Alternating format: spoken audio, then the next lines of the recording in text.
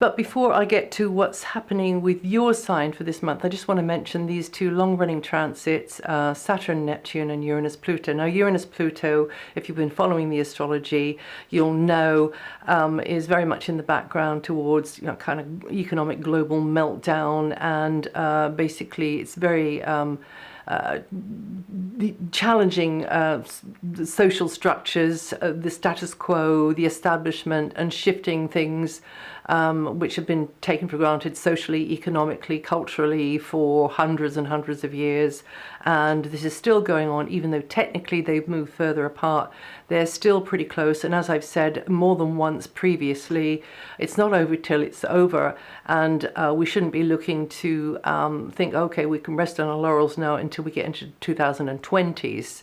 Now for Saturn Neptune. Well, Saturn Neptune was hanging in the air a lot earlier this year, around about the time, and of course Neptune rules the seas, and it rules mysterious illnesses, things that can't be pinned down, So of the Ebola outbreak, also refugees traveling with children across very, very treacherous terrain to get to the safety, as they thought, of Western Europe, and being, a lot died on the way, plucked out of the seas, mostly the Mediterranean, and being tricked and cheated by those sharks, basically, who wanted their money and then just left them to die on boats and so on in the Mediterranean. Also had their way barred at Calais, trying to get through the tunnel to the UK, which they see as sort of the promised land in a way, which, everything's relative. So it probably is, it really, really is. We all have to have our promised land.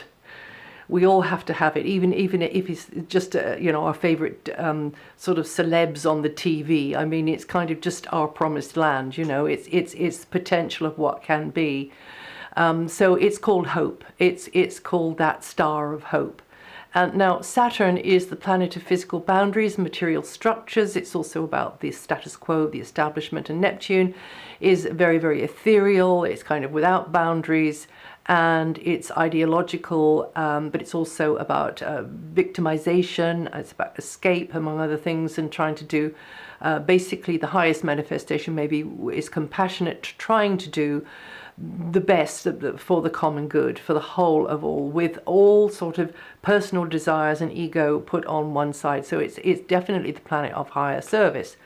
Now, these sort of notions are far too sort of ambiguous and airy-fairy and head in the clouds for Saturn, who wants to apply a system to a situation.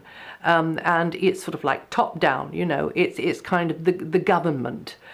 So Saturn asks, okay, the how, and wants to deal with the nuts and bolts of the situation. And of course, here we are in this dimension of nuts and bolts, of dualism. So the Neptunian vibration of wholeness and union needs to be, we need to find practical ways to apply things so that it relieves suffering, and it makes sense out of the randomness and the chaos of things, which is more up Neptune Street. So and Neptune's about a heck of a lot else than that as well. But just for this example, Saturn rules authority figures, and also cares about appearances, cares about traditions and historical standards. But also on the flip side, Saturn is this very, very caring, responsible mother energy, which wants to protect and guard and guide and provide for others, okay, for those in her care. Now, these two planets are a very sort of an angle which makes a lot of friction. And so therefore it's kind of a pressure cooker energy, the same as Uranus Pluto, in fact. And that particular angle seems to be quite adept at manifesting, events in the world, situations in the world, which we in the world have to, on the one hand, take the lesson from as we're grappling with it and struggling with it and trying to figure it out, but also and then get the resolution to it. But also we have to maybe not just bemoan the fact that the thing is happening or the things are happening, whether it's in your private life, which you can probably find in your natal chart, how that might be triggering off each other and then figure out how best to deal with it, so that you keep it harnessed, and then you can really get things more how you want them to be, or in the wider world. Okay, so we need to it's not about what happens, it's about how we respond to what happens. It's always about how we respond to what happens. So at the moment, Saturn is in Sagittarius, which is about long journeys, foreign cultures, different ideologies, different belief systems. Religion, of course, is a big one with Sagittarius, and the higher law. And Neptune is very much about higher laws as well, but even beyond the human realms. It's about total integration and wholeness and individuation and union. So we need to do the best we can with Saturn coming out of Sagittarius. There will be issues around other people's ideologies and belief systems, religions. There will be issues around maybe integration as well of those whose cultural background is very different to another's cultural background, and this is all in the mix. It's all to do with coming into the age of Aquarius as our consciousness raises and we actually become aware of these things, whereas 100 years ago we wouldn't have been. We'd have just kind of, oh well, our consciousness wouldn't have let us, just sweep it under the carpet. We don't go there. We don't do that. Saturn is also about the shadow side of us, our psyches as well. So maybe a little bit more of the shadow side coming out here too. Things again which have been maybe taboo or kept from us, because of course now we have the internet, and the whole world is becoming a village. We're in a global village. So anyway, it seems to me that Saturn in Sagittarius and Neptune at home, very strongly coming out of its own sign, Pisces, brings in a new kind of confusion and uncertainty about how we help the needy without having the greedy pulling the wool over our eyes. And we could apply this thinking to different situations, like perhaps gun laws in certain parts of the world, and keeping tabs on, who's selling weapons to who, etc., behind the scenes. And I know that's only just the real tip of the iceberg, because it's grassroots stuff is about actually the changing of the hearts of many here. And really, I think, in fact, there is kind of coming in this split, as many saw in the run-up to 2012. There was this two-world split. And those of you who were aware of that, can you see how that's happening now? It's very interesting, isn't it? So how to execute the compassionate service required in an orderly, practical, structured fashion. It's quite a dilemma. So our task is to try and balance a higher vision and empathy and emotional intelligence. There's a lot of clever guys out there and gals. But let's have some emotional intelligence. Let's have some emotional common sense. And I don't mean emotional reactiveness. I mean a feeling common sense. And marry that up with realistic possibilities. Anyway, I'll get off the soapbox. So these two, Saturn, Neptune, have a look and see where they're transiting in your chart. I'll mention that to do with the sun sign charts. And you can even look at the house position, so see which house position they're in, and also maybe even the signs they ruled, which is Capricorn and Pisces. And it might be quite enlightening. And now for you, Sagittarius, well, the big banner across the sky is that you now are hosting Saturn for the next 2 and a bit years. And that means that this will be your turn to start taking yourself more seriously. What you want to be, what you want to do, just your physical manifestation, your emotional manifestation, and your well-being, building on hopes and dreams, and just taking more responsibility for that and concentrating your energies more purposefully onto specific targets which build new structures for the future. And then, of course, you do have Neptune going through your home area, for many years to come. And this long transit of Neptune means that there could be situations where you have to put your own desires on one side to do with location, to do with geographical location, property, maybe, and there can also be some confusion around it as well, sort of indecision, ambiguity, and it could be like that, or maybe it's not like that at all. Maybe it's to do with putting yourself out more for family members over this transit. This transit has been around for a year or two, and you having to be there for others in some way, or feeling that feeling that there is a lack, maybe because there is an absence there, or somebody's present but they're mentally or emotionally absent, that kind of thing. And it's also on a larger scale about the wider community, and so don't make a martyr out of yourself anyway, because it's altogether too easy to do that with Neptune here.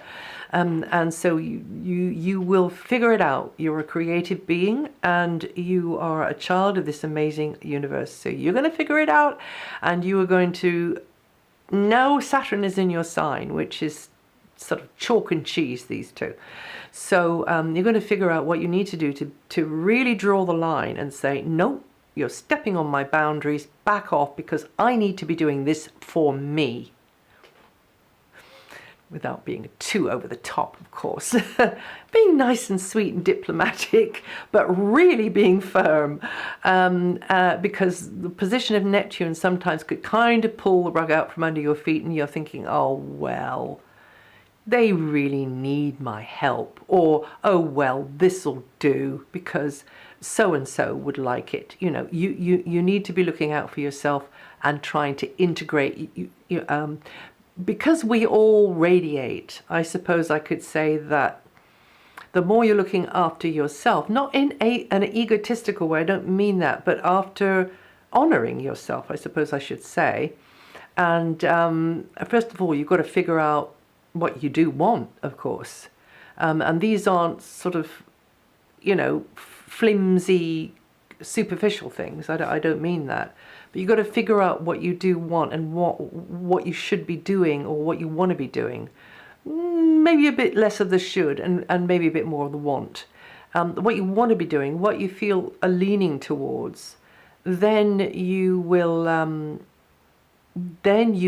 know what you are honoring and what you are standing up for and what you are valuing most, not only about your own self, but about whatever else is going on around you in your world.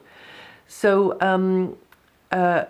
taking more responsibility for your life and your right to be here. And you wouldn't be here if you didn't have a right to be here, because it's pretty hard to get here anyway in the first place. So this is your turn, and you Sagittarians born 25th to the 30th November with 3 to 8 degrees rising, going to feel that energy the most of Saturn this month. And you Sagittarians born 28th of November to the 1st of December with 6 to 8 degrees rising, you're going to feel that energy the most this month. Now, I've begun the opposite way round to my normal way of doing this. So the Sun until the 23rd is in quite an introspective area. It's in the sign before yours, so you'll be more concerned with, inner feelings, a little bit more sensitive to things, and also you will be getting things ready behind the scenes, getting things organized behind the scenes, also being there more for another, maybe this feeling of support coming in there. Mercury is also there until the 21st, so your thinking coming from much deeper levels, maybe paying attention more to dreams or to your own psychological kind of reactions to things and emotional reactions to things, harking back to the past a bit, zoning out a bit, being at 6s and 7s sometimes, because that's where you need to be. Your mind needs a rest. Great for artistic activities, great for healing or spiritual type activities or therapies or kind of artistic or spiritual type practices, and hold the vision how you want it to be, and plan to move beyond what is now getting in the way of your future happiness and well-being. Or maybe it's for somebody else, maybe you're being there more for somebody else. Now they both move out of there respectively, Mercury on the 21st and Sun on the 23rd, so within 2 days of each other. Mercury then goes into a more outgoing position right into your sign, and will be there for about 3 weeks, putting you very much more on the move and in your mind, thinking and rationalizing things, not being so in that kind of suspended animation state of before, or maybe, you know, lots of uncertainties around before in the previous 3 weeks. Now you really are plugging in to the stream of thinking and figuring stuff out and getting more clarity about things. There could be more paperwork, there could be you know, other things to get your head around, but definitely more mental processing going on. And then the Sun coming in there on the 23rd. That's powerful for you. That's your month, for your 4 weeks with the Sun in your sign. A good time for taking stock, reviewing the dance of life over the past year, but also to be thinking about the future. And of course now you do have Saturn in your sign, and this is where you've got to take yourself and your needs and requirements and your in dare I say destiny, even if, you know, we could ever really know that, but we can have a crack at trying to know it more seriously, and then systematically set about building a foundation where you can build upon the hopes and the dreams and what you feel is right for yourself, and give more time and energy to aims and ambitions close to your heart. Now Venus, until the 9th, Venus is very helpful, creating more favorable circumstances with authority figures, bureaucracy, the status quo, bosses, teachers, parents, and there could be an ally there that you team up with. It's just sort of you're holding their hand, they're holding yours along the way. And then from the 9th, Venus is warming up group relationships and other associations, so you tend to feel supported by those in a community or a group, so it's great for networking and team efforts. Also technology, actually, in making new friends and new associations. Mars is also in the same area, so physical effort going into this very progressive, physical effort going into achieving goals and ambitions. Mars will help you to get to where you want to go. And you could get a little bit frustrated with the powers that be, but I think with Venus there up until the 9th, that's really going to help you out. And then they both have moved into the following area, Venus on the 9th and Mars on the 13th. Very future-orientated, sociable area, very progressive area, getting on with something that you've been waiting to do for a while now, and now, yeah, okay, we're sprung, we can do it. I say we because actually with Venus around as well, there's likely to be a friend alongside, or indeed somebody behind it, or somebody that you're going to, you know, meet up with, but just avoid being too hasty and spreading yourself too thin. And that's it for November. If you know your rising sun, your moon sign, listen to those. And also, if you want to check anything, it's written up on my website, this material, DianaGarland.com. And I'll see you the next time.